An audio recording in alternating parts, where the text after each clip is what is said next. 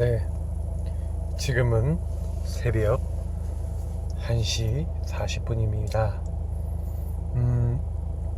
여러가지 사정상 굉장히 늦은 시간에 지금도 이 잠자리를 구하지 못하여 이렇게 좀 바깥으로 숙소를 구하러 나왔습니다. 그래서 지금 이제 숙소를 구했고요. 저는 이제 너무 늦어져서 미리 이렇게 메시지를 녹화해 놓고 그리고 이제 올려놓고 하지 않으면 좀 지장이 될 것 같아서 일단 오늘 이렇게 먼저 메시지를 녹화해 놓습니다. 우리 찬송 한 장 부르도록 하겠습니다. 찬송가 300장입니다. 찬송가 300장 찬양하겠습니다. 내 마음이 낙심되며 근심에 눌릴 때 주께서 내게 오사 위로해 주시네. 가는 길 캄캄하고 괴로움 많으나 주께서 함께하며 내 짐을 지시네. 그네가 내게 족하네. 그네가 족하네. 이 괴로운 세상 지날 때 그네가 족하네. 희망이 사라지고 친구 날 버릴 때 주 내게 속삭이며 새 희망 주시네. 싸움이 맹렬하여 두려워 떨 때에 승리의 왕이 되신 주 음성 들리네. 그네가 내게 족하네. 그네가 족하네. 이 괴로운 세상 지날 때 그네가 족하네. 번민이 가득 차고 눈물이 흐를 때 주 나의 곁에 오사 위로해 주시네. 환난이 닥쳐와서 어려움 당할 때 주님의 능력 입어 원수를 이기네. 그네가 내게 족하네. 그네가 족하네. 이 괴로운 세상 지날 때 그네가 족하네. 네. 하나님 말씀은 로마서입니다. 1장 16절 17절 말씀 두 절 말씀만 같이 읽겠습니다. 이제부터 좀 신약 성경 서신서부터는 좀 많이 읽지 않겠습니다. 하루에 여러분 2장씩만 서신서를 좀 읽으셨으면 좋겠고요. 2장씩 읽으신 이후에 창세기부터 2장씩 읽으시면 좋겠습니다. 그래서 구약 성경은 제가 이제 좀 지정을 해 드릴 테니까요. 그렇게 읽으시면서 또 성경 속에 있는 복음과 성경 속에 있는 언약을 좀 이렇게 회복하시기를 바랍니다. 네, 그러면 우리 하나님 말씀 로마서 1장 16절 17절 읽겠습니다. 내가 복음을 부끄러워하지 아니하노니 이 복음은 모든 믿는 자에게 구원을 주시는 하나님의 능력이 됨이라. 먼저는 유대인에게요 그리고 헬라인에게로다. 복음에는 하나님의 의가 나타나서 믿음으로 믿음에 이르게 하나니 기록된 바 오직 의인은 믿음으로 말미암아 살리라 함과 같으니라. 아멘. 로마서에 대해서는 지금 우리 강단에서 이미 다루고 있기 때문에 제가 좀 이렇게 중요한 핵심적인 부분들 중심으로 이렇게 말씀드리겠습니다. 강단에서 이미 소개한 바와 같이 아마도 고린도 지역에서 에베소로 넘어가기 전에 이 서신서를 쓰지 않았을까. 왜냐면 고린도 지역에 있었던 그러니까 우리 에라스도 뭐 이렇게 가이오 이런 사람들이 사실은 그쪽 지역에 있었던 제자들이었다. 이제 그래서 그들이 너희들에게 이제 무난한다 이런 내용들이 나와 있거든요. 그러니까 그런 이제 부분들을 이렇게 놓고 봤었을 때 아마도 이제 고린도 지역에서 편지를 쓰지 않았을까 이렇게 이야기를 합니다. 그래서 저는 어떤 생각을 하냐면요, 바울이 로마에 갈 계획을 이미 처음부터 가지고 있었고 로마에 있는 제자들에게 이 편지를 쓰면서 사실은요 이야기하고 싶었던 주제가 바로 로마서 1장 2절부터 4절에 나와 있는 이 복음은 하나님이 선지자들을 통하여 그의 아들에 관하여 성경에 미리 약속하신 것이라. 그러면 여러분 이게 무슨 말입니까? 이번 주 강단에서도 말씀을 드렸지만 예수 그리스도에 대한 언약은 약속된 겁니다.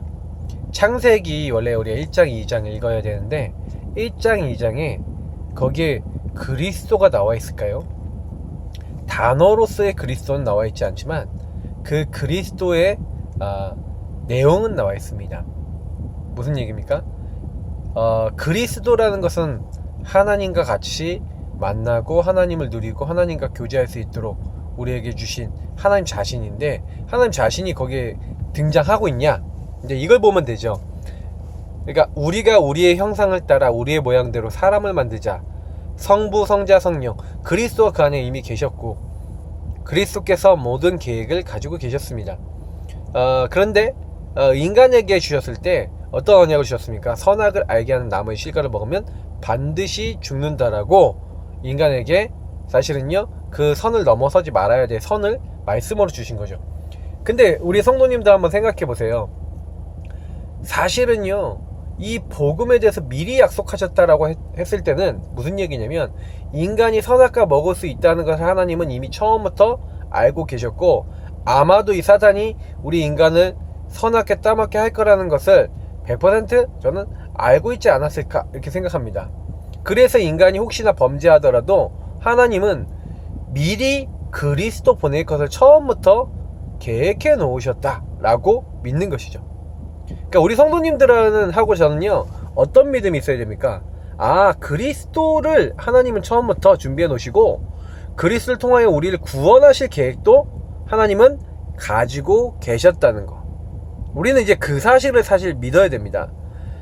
굉장히 중요한 게 뭐냐면 이 복음을 미리 성경에 약속했는데 그의 아들에 관하여 말하면 육신으로는 다윗의 혈통이 나셨고 성결의 영으로는 죽은 자들 가운데서 부활하사 능력으로는 하나님의 아들로 선포되셨으니 곧 우리 주 예수 그리스도시니라. 이 그리스도께서 이 땅에 다윗의 후손으로 오실 것도 예언되어 있었고 그리고 그분이 십자가에 죽으실 것, 우리 대신 저주받아 죽으실 것, 그리고 하나님이라는 증거로 썩임을 당하지 아니하고 3일 만에 다시 살아날 것, 이런 것들이 이미 예언이 되어 있었고 예표가 되어 있었습니다.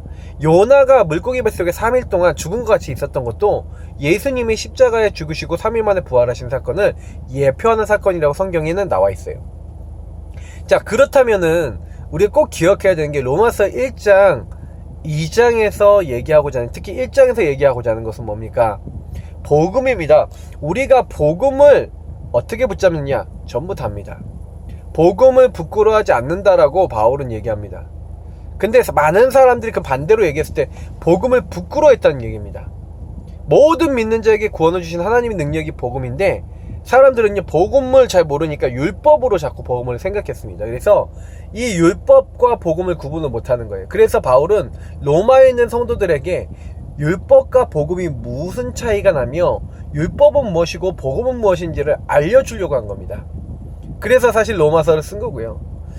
그래서 사실 이 로마서에 그 로마에 있는 많은 제자들 중에 유대계 제자들이 사실은요 할례를 받지 않으면 안 된다, 율법을 지키지 않으면 안 된다라고 하는 그 내용을 가지고 와서 이미 복음을 받고 그리스도를 알고 있는 많은 성도들을 어떻게 만들렵니까?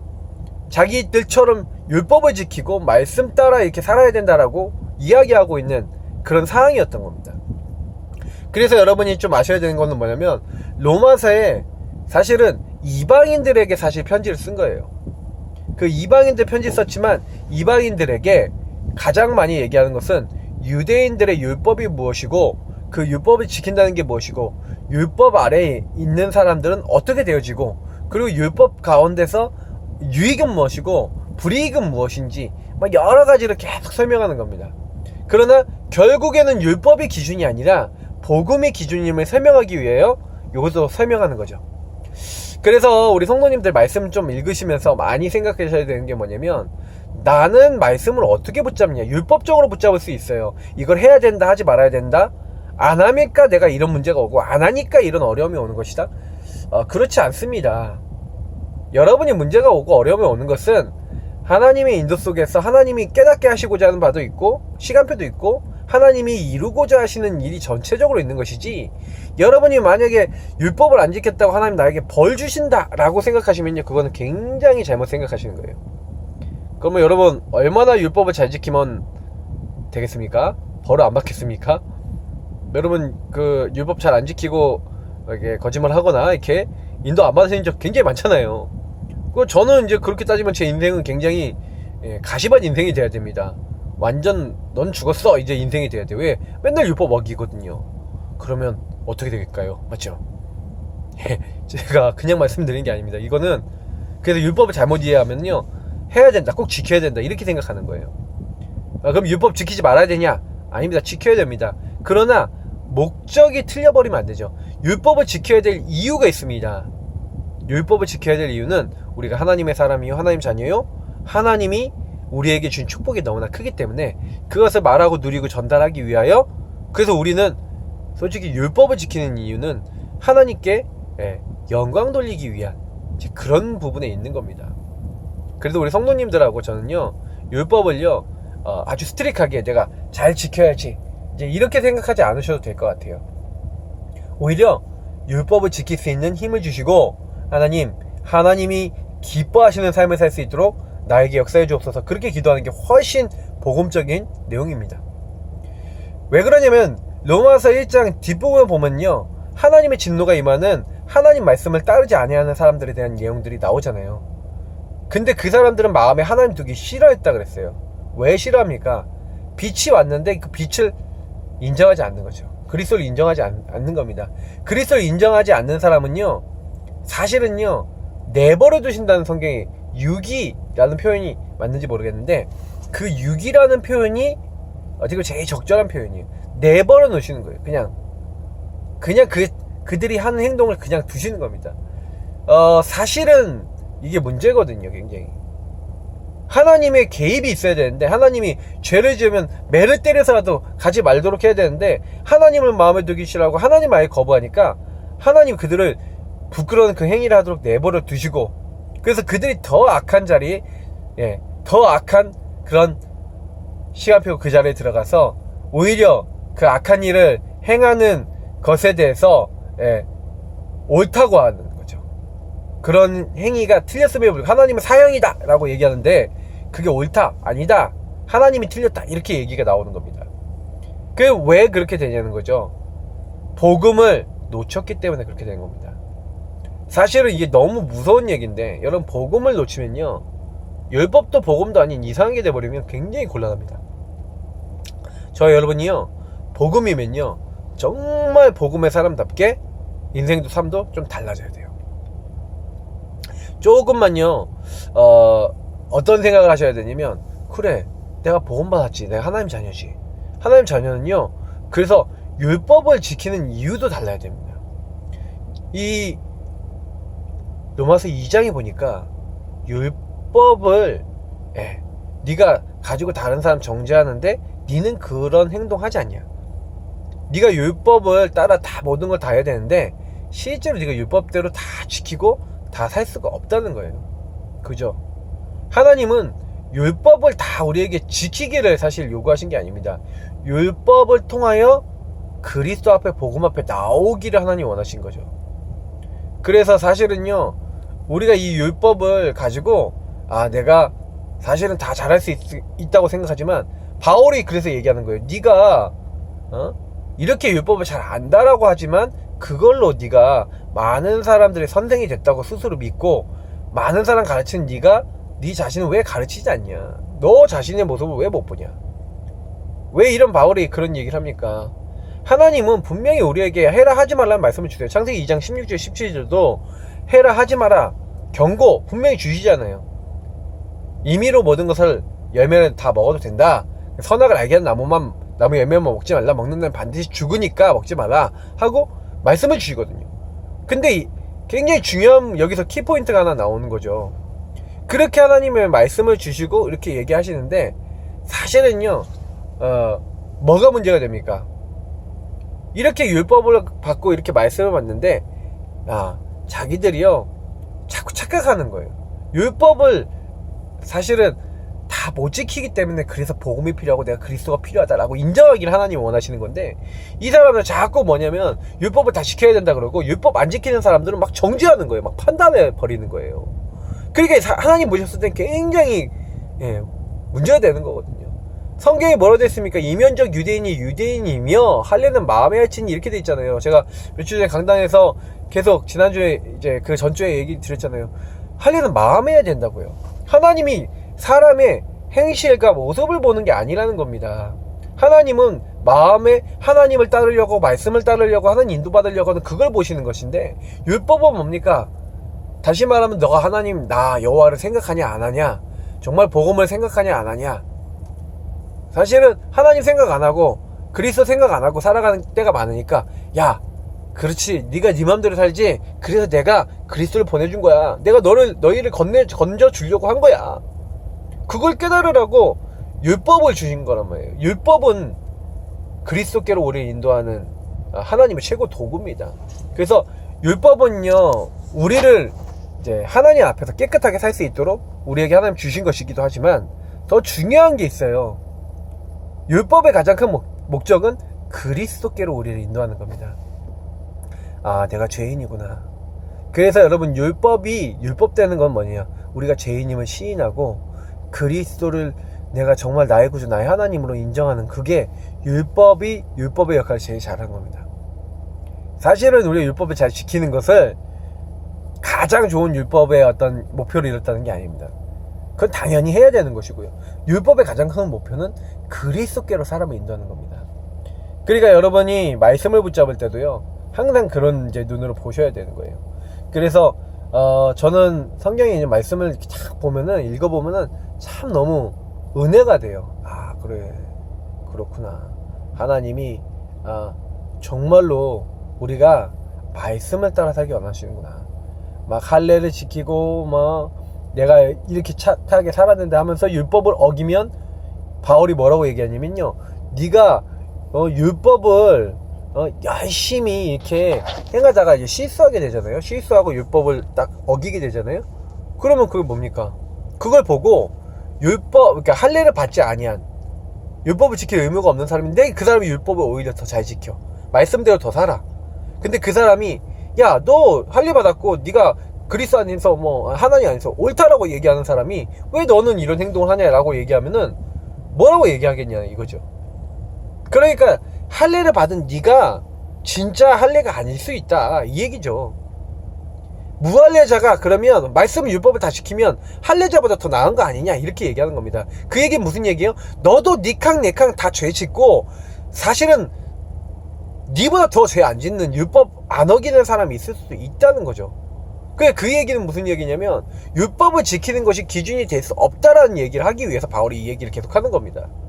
그러니까 결국에는 복음에 대해서는 얘기하기 위한 것이죠. 그래, 이 복음은 모든 믿는 자에게 구원을 주시는 하나님의 능력인데 이 복음의 능력을 믿어라. 우리가 매일매일 뭐 해야 되는지 아십니까? 성도님하고 우리 예사함께 성도님들하고 이 말씀 듣는 모든 분들이 매일 해야 되는 거는 그 예수 그리스도를 날마다 바라보고 예수님을 시인하고 나는 죽는 거예요. 나를 버리는 거예요. 자기 십자가를 지고 나를 따르라 그랬어요.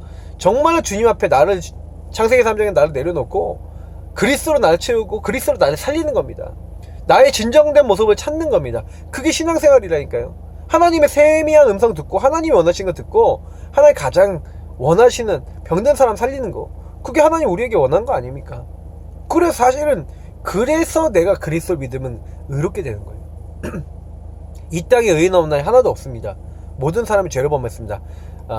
하나님 찾는 것도 없고 하나님 보셨을 때 올바라 보이는 사람도 한 명도 없어요. 진짜 그렇습니다. 이번 주 강단대로 그렇죠. 그래서 여러분이 제가 알아야 되는 게 마지막으로 이 얘기 드립니다. 여러분, 이 땅에 있는 모든 사람은 그리스도와 복음이 필요합니다. 저는 이런 마지막 말씀을 드리고 싶어요. 그 복음이 필요한 사람이 복음이 필요하다는 걸 모르고 숭배하고 복음이 필요하다는 걸 모르고 다른 걸 따라가고 있습니다. 여러분, 어떻게 하면 되겠습니까? 당신이 찾고 있는 그것이 바로 이 복음이다. 전달해 줄 수 있어야 됩니다. 그러려면 내가 먼저 그 복음에 대한 행복과 누림이 있어야겠죠. 여러분, 전도를 하려고 하지 마십시오. 여러분이 복음을 누리시면 됩니다. 예수가 모든 문제 끝내신 것을 매일 누리시면 됩니다.